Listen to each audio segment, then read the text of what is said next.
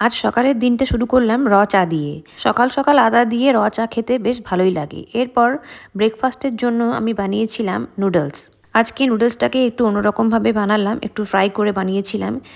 Test কিন্তু সেই হয়েছিল, একদম দারুণ। পুরো মশলাটার সাথে নুডলসটা খেতে দারুণ লাগছিল। এরপর কিছুক্ষণ বাদে প্রায় 1-1.5 ঘন্টা পর আমি একটু লাস্সি বানিয়েছিলাম নিজের জন্য, সেটা খেলাম। আর আমি কিন্তু কোনো রকম চিনি অ্যাড করি না এই লাস্সিটাতে। তো যাই হোক, এরপর ডিনারের জন্য বানিয়েছিলাম ভাত, আর সাথে ছিল গরম গরম চিকেনের ঝোল আর আলু সেদ্ধ।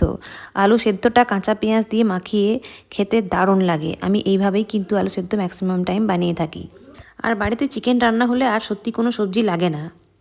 আর চিকেনের ঝোলটা হয়েও ছিল খুব সুন্দর ঝাল ঝাল ও অপূর্ব খেতে হয়েছিল কিন্তু। জেনারেলি বাইরের ফাস্ট ফুড কিন্তু কখনোই সেভাবে খেয়ে আমি বড় হইনি, তাই ফাস্ট ফুড খাওয়ার হ্যাবিটটা একটু কম। তো সন্ধেবেলায় শিবুর সাথে একটু দই ফুচকা খেতে গেছিলাম, আর রাত্রে ছিল এটা আমার ডিনার।